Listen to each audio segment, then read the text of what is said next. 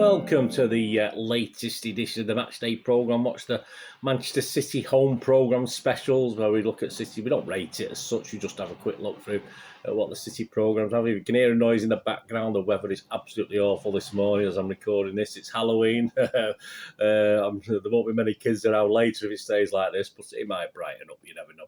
Anyway, we're going to look at this today, guys. We're going to look at the not the greatest game, of course, very disappointing game, but obviously we're going to have a quick look through the matchday programme for City versus Crystal Palace on the 30th of October 2021. Yeah, so we're going to have a quick look through, so enjoy this with me anyway today. And as I say, they are all available on subscription now, the City programmes, and the people who do that actually look as though they've more or less got on top of sending these things out, although I'm still waiting for me, obviously, my sort of version of this. I got this from the game, obviously, but if you need any subscription details, just let me know. I can point you in the right direction. But they work out about £3.25 per programme, so that's not too bad. Yeah, the usual 84 pages for £3.50, of course. So I think that's what it's going to be all the time. How long £3.50 will last in seasons, I'm not too sure. Whether it lasts as long as the £3 did, I don't know. Anyway, yeah, Pep does his usual. He talks about Brighton, the Brighton game, the disappointment, of course, at West Ham. And obviously sends his hopes and thing for the recovery of Guido, of course, the Belgian Manchester City fan who, at the moment, as I'm doing this, appears to be making a recovery anyway. So he sends his best to Guido and his family. And of course, there's a page also showing in the magazine a little feature on Guido with pictures of him as well, which is really good. And of course, Pep talks about the welcoming back Vieira. Yes, obviously big City links. Not we give him too much of a good welcome, didn't we? But that's another story. I mentioned, of course, with Remembrance Day fast approaching, obviously a mention of that and remember what we're doing as a club, etc., with the sort of poppy match-worn poppy shirts going up for auction for various charities, etc., of course, for the Poppy and British Legion, if you like, and stuff like that. Many other things.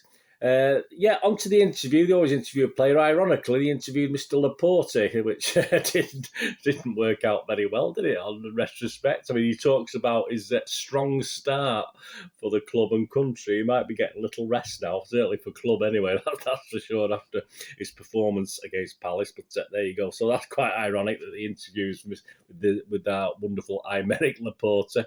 Interesting fact, on Laporte, just had a look at some of the facts. Laporte's first appearance in senior football came with Athletic Bilbao in a 2-0 win in a Europa League game in Israel, at Hapoel Ironi Kiryat Shimona in November 2012. There you go. So there's a little, just add that little interesting fact for you. There's 6 pages then, of City in the community. Obviously we're celebrating 35 years of this project, of course, and obviously talk about the start of it, and there's features with Alex Williams, there's information on some prize draws coming up, mental health support, of course. We've got Rodri visiting schools for the CITC, and also Zinchenko making an appearance at an event for the CITC.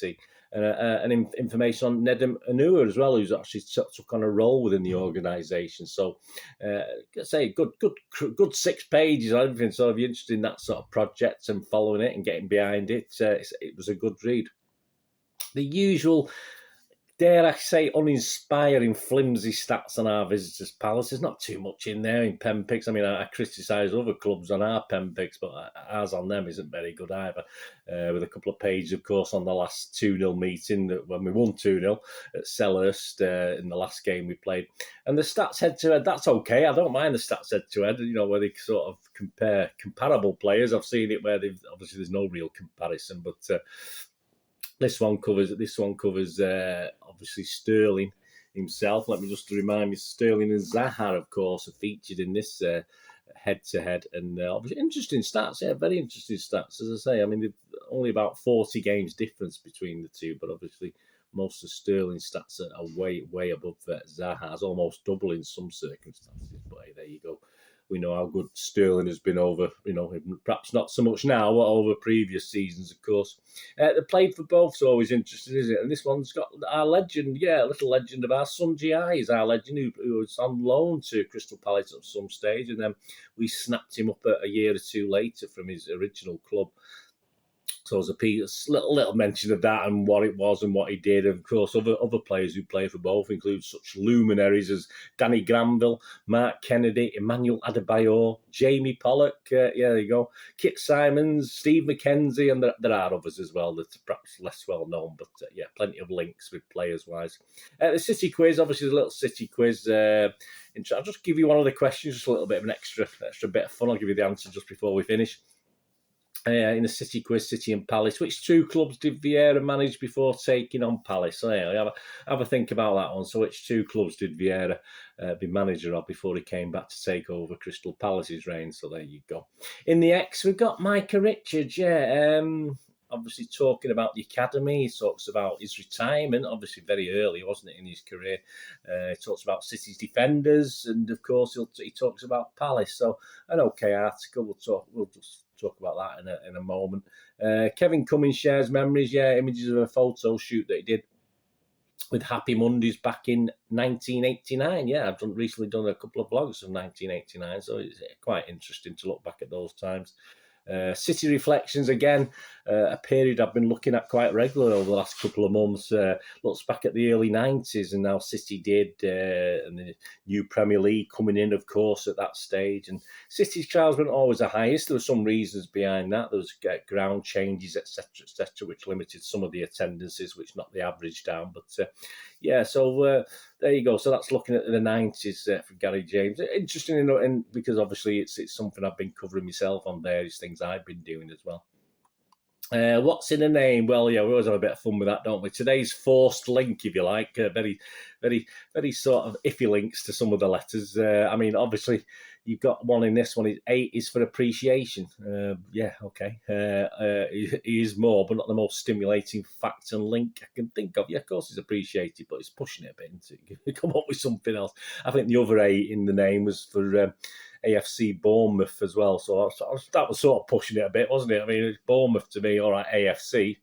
But there you go. The A was pushing it for a link for that as well. But it always makes me chuckle when I do look at some of the facts on the players when they do some of these. And you get usual women under 18s, of course, EDS and the academy all get their the women under 18s and the EDS all get their usual little 2 pages on how they do and what's going on.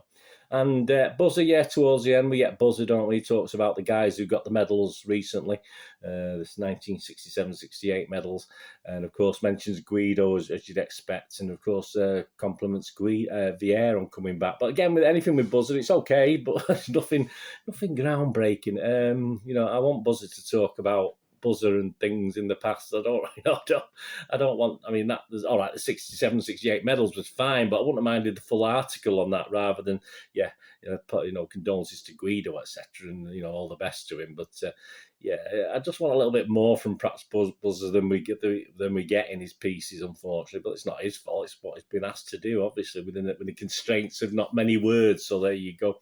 And again, yeah, very, very disappointed with the famous last words. I mean, I did comment. I think it was the Arsenal programme where they had an Arsenal fan on. They've done the same with this one. They've put on a Palace fan. I have no interest whatsoever in anything he has to say, to be honest with you. He did say Palace would beat us 4-0, so he was almost right, wasn't he? He wasn't far out, but I don't really want. And it's the Manners Scotty Stack. I have no idea who I'm not going to look it up on Wikipedia. I have no idea who the Manners are, who Scotty Stack is, but I have no interest whatsoever in what Palace fans, how which games did he like, which game, when was his first game, etc., etc. It's all right for Palace fans, but this is a City programme. It's not a Palace programme. So yeah, I don't like it.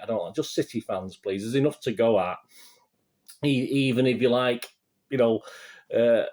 celebrities or people that we hardly. There's loads of bands and people out there. I mean, there's a young lad doing stuff for City at the moment, doing really. Alex Spencer, great little musician. Do little things on people. Have a look around. Have a look and find City fans. There's enough out there to do little articles on and give a promotion to as well. People like Alex Spencer who's starting out. He wants all the help he can get. So, City, have a look round. Just don't. It's just lazy for me. And I don't want to know about Palace fans. I don't want to know about Arsenal fans. If you're going to have someone commenting as a fan, let's have a City link. But that's my opinion. Let me know what you think. Anyway, am I right or wrong on that? I don't know. I just got me bonnet on that one, I think, to be honest with you.